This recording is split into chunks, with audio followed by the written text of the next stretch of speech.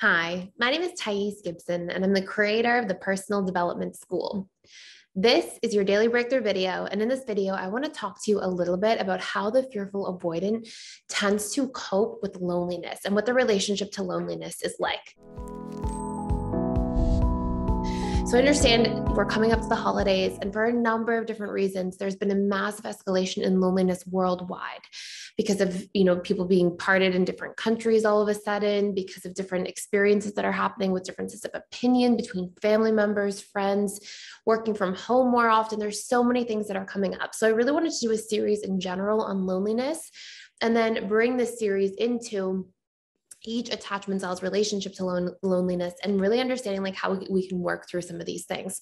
Now, one of the most important things that I learned in doing a lot of research about loneliness, which makes a whole lot of sense if we look at it from a subconscious perspective, is that the quality of the relationships we have will always be more valuable to the subconscious mind than the quantity. So the depth of connection we have, like 2 or 3 really close people in your life, a family member you can trust, a really close friend, a romantic partner, just having a couple really close valued relationships can mean so much when it comes to loneliness. And this is a really important thing to keep in mind.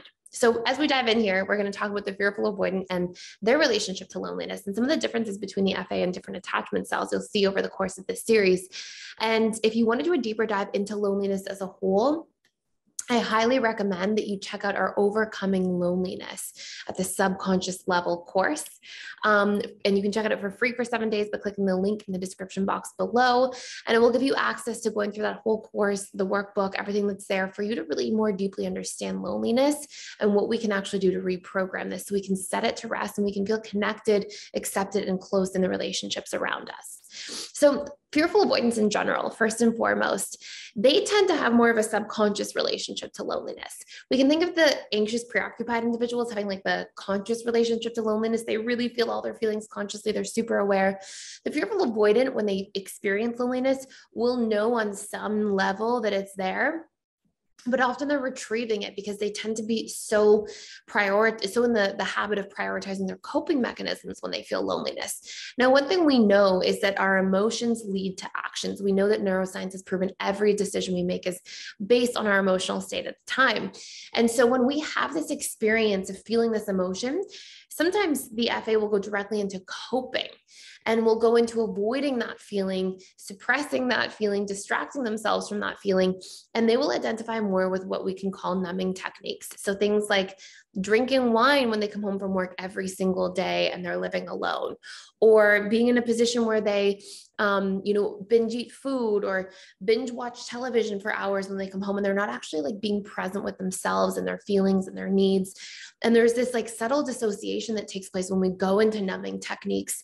And you'll see this a lot in the FA's experience of their relationship to loneliness. So they'll tend to avoid their feelings, go into coping very automatically, and eventually they will feel sad. Eventually that degree of emotion will make it to the conscious level and they'll realize that they're feeling some experience of loneliness. They may not even call it loneliness. They may call it sadness. I just feel off lately. I feel down. I feel numb.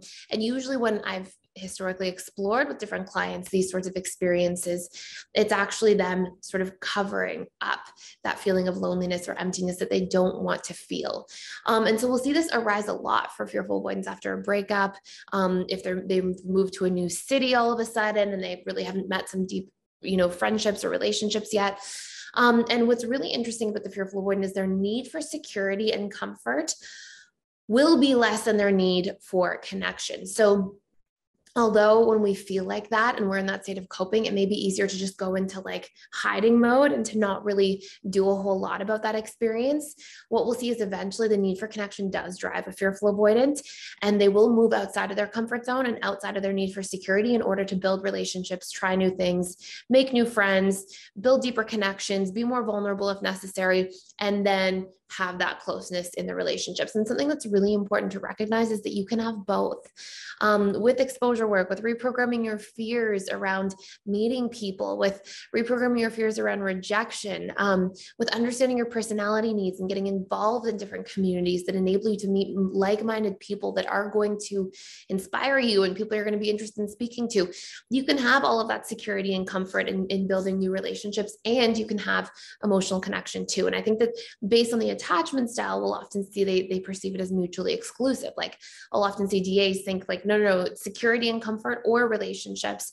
And often when DAs are struggling with loneliness, they'll prioritize that security and comfort over building new friendships, making new friends, meeting new people, going outside of their comfort zone. They'd rather stay safe and comfortable. So hopefully this makes sense so far in terms of the relationship to loneliness. And it's really important, like I said, that we remember, the external world can create circumstances around us that make us have to adapt and pivot, right? We can have to change the way that we're used to getting our needs met, but we can close that gap by targeting what that need is and then finding different forms of getting that need met. So for example, if you're fearful, avoiding, struggling with loneliness, then maybe you've got a disconnect because you've moved to a new city recently. That disconnect may be there, but you can close that gap by having more vulnerable conversations over the phone, by opening up more, by being more present with your own emotions and needs and executing on them and surrounding yourself and your life with things that fill those needs. And then you're more likely to meet like-minded people. So just remembering that vulnerability is really a huge antidote to loneliness because it creates better quality connections. And then of course, a huge part of reprogramming loneliness and patterns of loneliness are reprogramming our fears around people and relationship and what it means to open up, what it means to be vulnerable, what it means to connect. So we can do those things in an effortless way and then get our needs met as a result and build those deeper relationships. And two other important things to note as a fearful avoidant is to learn to have staying power in your relationships and see things through, and to work on reprogramming trust wounds. So if you want to check out any courses related to this stuff, you can click the link in the description box below. And if you sign up for a 7-day free trial at PDS, you can join, you can do the Overcoming Loneliness course, you can do the Reprogramming Trust course, or you can do the Overcoming Self-Sabotage course, and they will all apply to these major features that affect FAs in this dynamic. So thank you so much for being here. Thank you for watching. Please like, share, and subscribe. If you hang out here often and you haven't been a subscriber already, I would really appreciate it. And I will see you in tomorrow's video.